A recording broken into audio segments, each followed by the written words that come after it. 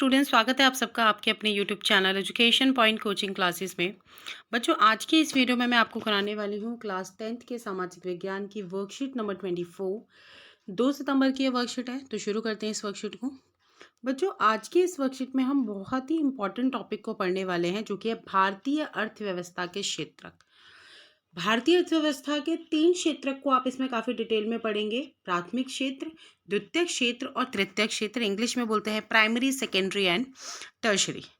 अभी तक हमने 9th क्लास में सिर्फ इतना पढ़ा था कि 3 प्रकार के क्षेत्र होते हैं, प्राथमिक, द्वितीयक, तृतीयक।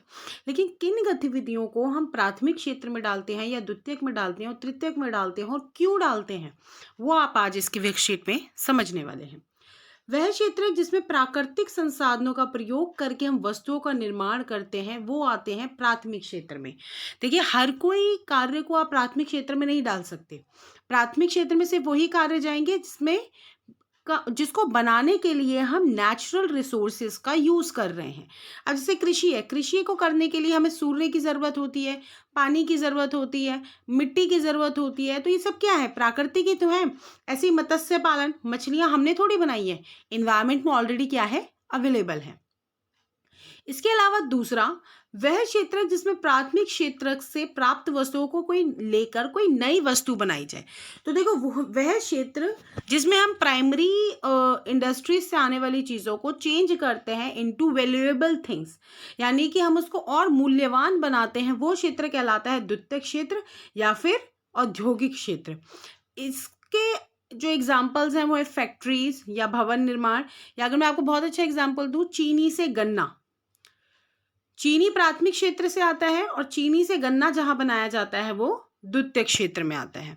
इसी के बाद तृतीयक क्षेत्र वह क्षेत्र होता है जो प्राथमिक एवं द्वितीयक क्षेत्र को क्या करता है, सेवा प्रदान करता है। जैसे कि बैंकिंग, परिवहन, कम्युनिकेशन, संचार के साधन, ये सब क्या है, इसका अपने आप में कोई उत्पादन नहीं है, लेकिन ये प्राथमिक और द्वितीयक को क्या कर रहा है, मदद कर रहा है उनके कार्य को करने के लिए।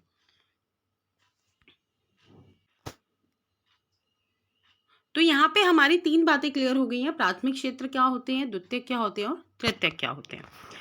इसके आगे जैसे कि सबसे पहले सकल घरेलू उत्पाद क्या है, तो किसी विशेष वर्ष में प्रत्येक क्षेत्रक द्वारा उत्पादित अंतिम वस्तुएं, देखो अंतिम वस्तुएं ही ऐड की जाती है, इंटरमीडिएट गुड्स यानी कि माध्यमिक वस्तु होती है वो ऐड नहीं होती। तो एक साल में तीनों ही सेक्टर्स में, तीनों क्षेत्रों में जितना उत्पादन हुआ उसके कुल योग को हम कहते हैं सकल घरेलू उत्पाद। अब यहाँ पे अब कुछ बच्चे कहेंगे मैडम जी ये अंतिम वस्तु क्या है और मध्यवर्ती वस्तु क्या है। तो मान लीजिए कि गेहूं है, गेहूं से क्या बनता है, आटा बनता है, और आटे से क्या बनते हैं, बिस्किट्स बनते हैं। तो बिस्कुट वाली कैटेगरी में ये जो आटा और गेहूं है, ये क्या है, मध्यवर्ती वस्तु है। तो अगर हम सकल घरेलू उत्पाद का टोटल करने जा रहे हैं, उसको ऐड करने जा रहे हैं, तो हम बिस्कुट के प्राइस को ऐड करेंगे। मान लीजिए गेहूं 5 रुपए किलो है, जब उसको आटे में कन्वर्ट हुआ वो 10 हो गया, और बिस्किट का पैकेट का प्राइस है 20 रुपए।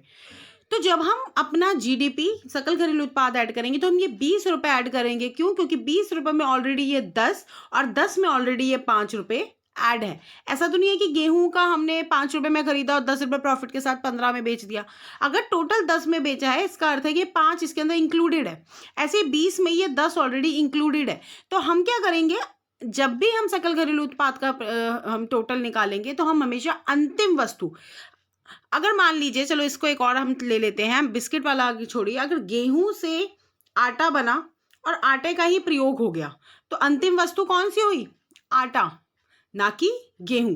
तो जब उसका उपभोग हो जाएगा तो वो क्या कहलाएगा, अंतिम वस्तु कहलाएगी। देखो, दोहरी गणना की समस्या तब उत्पन्न होती है जब राष्ट्रीय आय की गणना के सभी उत्पादों के उत्पादन मूल्यों को जोड़ा जाता है, क्योंकि इसमें कच्चे माल का मूल्य भी जुड़ जाता है। इससे बचने के लिए केवल अंतिम उत्पाद का ही मूल्य जोड़ना चाहिए। अब जैसे मैंने आपको गेहूं और आटे का ही एग्जाम्पल दिया, गेहूं 5 रुपए का है, 5 रुपए किलो है, आटा 10 रुपए किलो है, 10 रुपए किलो में बेचा, लेकिन अगर हम इसको ऐड कर देंगे तो 15 आ जाएगा आंसर। क्या हम आटे को 15 रुपए किलो में बेच रहे हैं? नहीं, हमने तो 10 रुपए किलो में बेचा है। तो ये क्या हो गई, 5 रुपए की गणना 2 बार हो गई। इस 10 रुपए में भी इंक्लूडेड है 5 रुपए, और हमने यहाँ से इंडिपेंडेंटली भी इसको इंक्लूड कर लिया। इसलिए दोहरी गणना से बचना चाहिए और हमेशा अंतिम वस्तुओं का ही प्रयोग करना चाहिए, अंतिम वस्तुओं के उत्पाद को ही जोड़ना चाहिए। तो यहाँ पे कुछ हमें डेटा भी गिवन है 1971 से 72 के बीच का और 2011 से 12 के बीच का जीडीपी का। तो प्राथमिक क्षेत्र 40% योगदान दे रहा है, द्वितीयक 25% और तृतीयक 35%। और अब बिल्कुल चेंज हो गया है 11-12 में प्राथमिक क्षेत्र आ गया है 15% पे, द्वितीयक क्षेत्र 25% पे और तृतीयक क्षेत्र 60% पे। बिल्कुल परिवर्तन है, यानी कि प्राथमिक क्षेत्र से जितना उत्पादन आ रहा था वो बिल्कुल कम हो गया है। वहीं अगर रोजगार प्रदान करने की बात की जाए तो प्राथमिक क्षेत्र 74% रोजगार दे रहा था 1972-73 में, द्वितीयक क्षेत्र 11% और तृतीयक क्षेत्र 15%। तो आप एक चीज देखिए, जीडीपी में तो काफी ज्यादा जो है वो कमी आई है, 40 से सीधा 15 पे आ गए हैं, लेकिन रोजगार में इतना कुछ ज़्यादा कमी नहीं है। मतलब आज भी लगभग 50% लोग एग्रीकल्चर में काम कर रहे हैं, 24% द्वितीय क्षेत्र में और तृतीय क्षेत्र में 27%। यहाँ से आप एक बात और समझिए, 50% लोग हमें कितना योगदान कर रहे हैं, 15% का। 24% लोग योगदान कर रहे हैं 25% का, और 27% योगदान कर रहे हैं 60% का। अर्थात जो हमारा तृतीय क्षेत्र है वो जीडीपी में सबसे ज्यादा प्रयोग हो रहा है, सबसे ज्यादा हेल्प कर रहा है, जबकि उसमें सिर्फ 27% लोग काम कर रहे हैं। तो उपरोक्त सारणी से यह बात स्पष्ट हो जाती है कि द्वितीय क्षेत्र और तृतीय क्षेत्र का सकल घरेलू उत्पाद में जो योगदान है वो 3/4 है, जबकि कार्यशील जनता की लगभग 50% जनसंख्या कहाँ पे कार्यशील है, प्राथमिक क्षेत्र में। पिछले कुछ सालों में अर्थव्यवस्था की प्राथमिक क्षेत्र पर जो निर्भरता है वो कम हो गई है, परंतु अभी भी कुल जो कार्यरत जनसंख्या उसका 50% वहीं पर रोजगार प्राप्त किए हुए है। तो इससे अभिप्राय है कि कृषि में आवश्यकता से अधिक लोग कार्य कर रहे हैं, अर्थात जितने लोगों की जरूरत है उससे ज्यादा लोग काम कर रहे हैं। इसी को बोला जाता है अल्प रोजगार या फिर छिपी हुई बेरोजगारी। इसको भी आप एक एग्जाम्पल से समझिए। एक खेत है, 10 लोग काम कर रहे हैं और उसके बाद उस खेत में से जो आउटपुट निकल रहा है वो 100 किलो अनाज निकल रहा है। मान लीजिए 100 किलो चावल वहां पे हो रहे हैं। कुछ हो जाए, 2 लोगों को कुछ जॉब मिल जाए या कुछ हो जाए और वो खेत में से 10 में से 2 लोग चले जाएं या 3 लोग चले जाएं, मान लीजिए 3 चले जाएं, टोटल 7 बचे। और उन्होंने देखा जब 7 लोगों ने काम किया तब भी उस खेत से 100 किलो ही चावल निकला।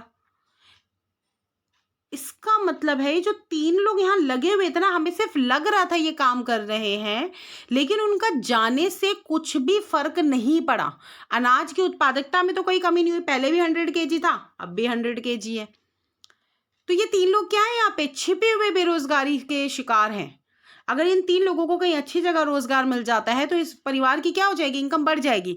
गांव में क्या होता है, यही होता है ना, सब पूरी फैमिली एक खेत में काम कर रहे होते हैं, तो क्या वो अपना 100% दे रहे होते हैं पोटेंशियल? नहीं, वो सिर्फ नाम मात्र के लगता है कि सब लोग काम कर रहे हैं, लेकिन कोई भी अपना 100% नहीं दे रहा होता, सिर्फ लग रहा होता है कि सबके पास कार्य है।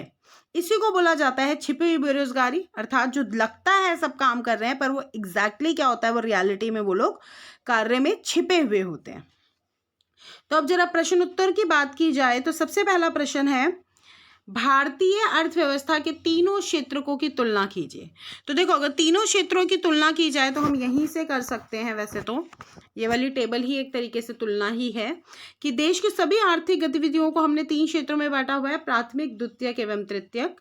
2011-12 के अनुसार जो हमारा सकल घरेलू उत्पाद है प्राथमिक क्षेत्र में 15% है, द्वितीयक में 25% है और तृतीयक में 60% है। वहीं अगर बात की जाए रोजगार की दृष्टि से तो 49% लोग कार्यरत है प्राथमिक क्षेत्र में, 24% है द्वितीयक क्षेत्र में और तृतीयक क्षेत्र में है 27%। तो यहाँ से हम कंपैरिजन कर सकते हैं। प्रश्न दूसरा, सकल घरेलू उत्पाद से आप क्या समझते हैं, वर्णन कीजिए। तो सकल घरेलू उत्पाद क्या हुआ, किसी विशेष वर्ष में प्राथमिक, द्वितीयक एवं तृतीयक क्षेत्र द्वारा अंतिम वस्तु और सेवाओं के मूल्य के योग को जीडीपी कहते हैं। तो इसका आंसर भी हमारे वर्कशीट में अवेलेबल है। तो हम ये वाला जो आंसर है वो हमारा सेकंड का आंसर हो जाएगा। प्रश्न तीसरा, छिपी हुई बेरोजगारी क्या होती है? तो जैसे कि अभी हमने पढ़ा, छिपी हुई बेरोजगारी क्या होती है? जहां पे लगता है कि लोग कार्यरत हैं किंतु वे अपनी क्षमता से कम कार्य करते हैं या आवश्यकता से अधिक लोग किसी एरिया में अगर काम कर रहे हैं तो उसको हम छिपी हुई बेरोजगारी या अल्प बेरोजगारी के अंडर डालते हैं। तो इसी के साथ आज की वर्कशीट हमारी पूरी होती है। मिलते हैं नेक्स्ट वीडियो में, तब तक पढ़ाई जारी रखिए। Thank you so much.